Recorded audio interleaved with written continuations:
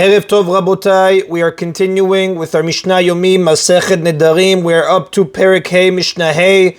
Today's Mishnayot should be Leilu Nishmat, Neria ben Svetlana, Ranbai Eliyahu ben Burcha Israelov, and Chana bat Miriam, Menuchatam began Eden, Amen, and Avdi ben Chaim lechaim v'derefua shelemav, Daniel Shalom ben Rosa, Betoch Shah Cholei Israel.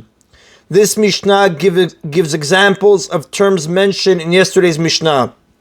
What is the facility of those who came up from Babylonia? For example, the Temple Mount, the Hazarot, and the courtyards of the temple, as well as the entire temple complex. Now, the Mishnah specifies the Temple Mount and the courtyards only because any Jew was permitted to be there as long as he was tahor, while the inner parts of the temple, the Holy and Holy of Holies, were restricted to most Jews, as it discusses in Masechet Kelim, chapter 1, Mishnot 8 and 9.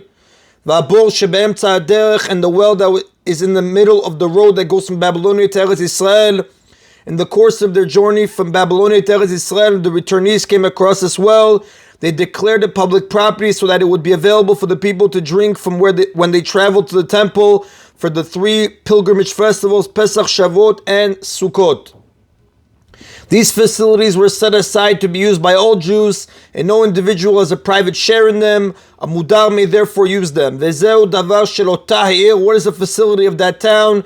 Kegon acharava, for example, the market street, v'amerchatz, the public bathhouse, v'bet knesset, the synagogue, v'teva, the ark in the synagogue that holds the Torah scrolls, v'sfarim, and the books. This refers to books purchased with public funds to be used for study by the people of the town.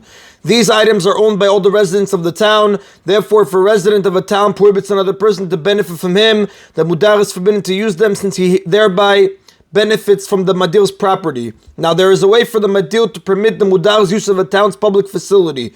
If he gives his share in the facility to a third person, the mudar becomes permitted to use it, since it is no longer owned by the madir. The Mishnah discusses the process of giving away one's share, which will allow such use. And if the madir gives his share away to remove the problem, literally rights, when giving or selling property, the owner records a transaction, a document, and gives a document to the recipient of the property. He gives it to the ruler, the person responsible for governing the town, meaning the king or the mayor. Rabbi Yehuda says, Echad kotev l'nasi v'echad kotev le'ediot.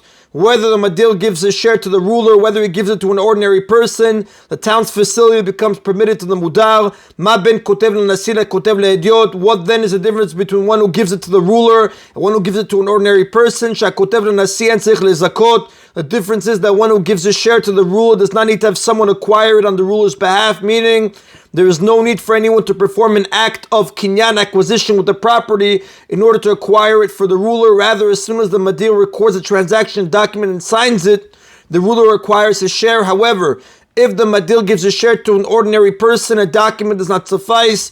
The recipient or someone acting on his behalf must perform an act of acquisition, a kinyan. Now, in order to acquire property, one must perform an act of acquisition, which is known as a kinyan. There are several such acts as taught in Kiddushin, chapter 1, Mishnot 5 and 6. It is not necessary for the recipient himself to perform the kinyan. Another person may do so on his behalf. However, to give honor to the office of the ruler, the sages decreed that a ruler can acquire someone's share in a public facility without any kinyan at all, whether performed by himself or by someone acting for him. Instead, the ruler acquires the share as soon as the person giving it away signs a document in which a transaction is recorded. Therefore, it is more convenient to give the share to the ruler than to anyone else, since no kinyan is required. So when the Mishnah said that the share should be given to the ruler, it is simply giving a piece of advice to make the process easier and quicker. But the sages say,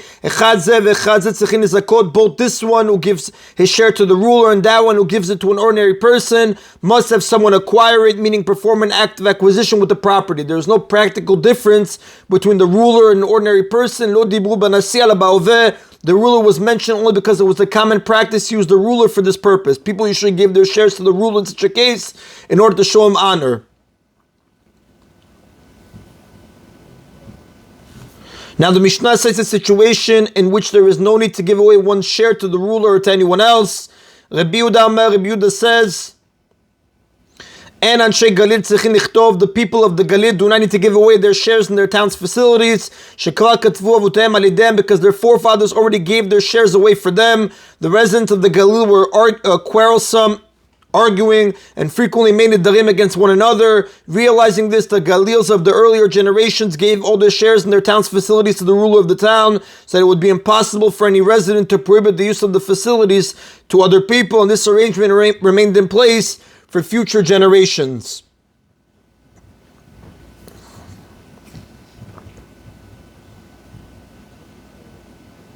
And that is the end of Mishnah Hey. Mishnah Vav continues.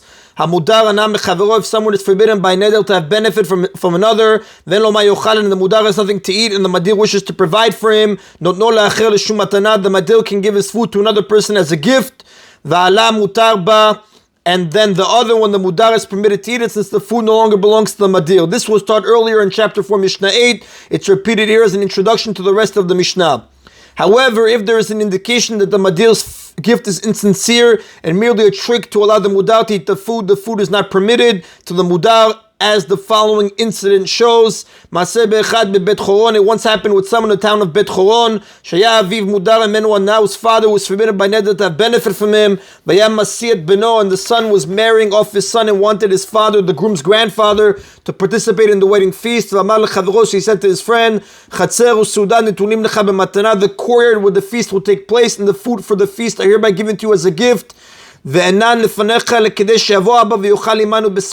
are before you in your possession only so that my father can come and eat with us at the feast. The father, being a mudar, was forbidden not only to eat his son's food, but also to enter the property. So the son needed to give even the courtyard to his friend so that his father would be permitted to attend. Amarlo, his friend said to him, Im shelihem arem mekudeshin l'shamayim. If the courtyard and feast are truly mine, they are hereby consecrated to heaven, donated to the temple. And he said this to test whether the gift was sincere. Amarlu, the son said back to him, Lo natati lecha et sheli shetakdishem l'shamayim. I did not give you these items of mine so you can consecrate them to heaven. I gave them to you only so that my father will be able to attend the wedding feast. Amarlu, his friend said to him, Lo natati li et shelcha ele shetiyah ata u'avicha ochlim v'shotim u'mitratzim zarazeh. No!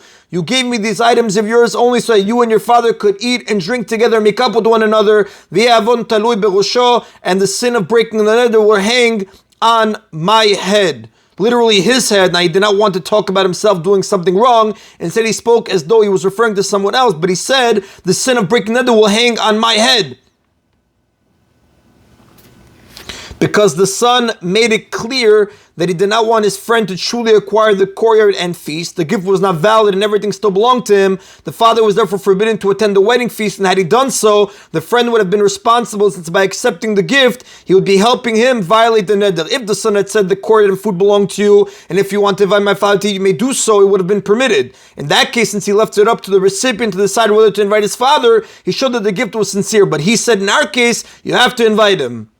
And when this matter came before the sages, they said that the friend was correct.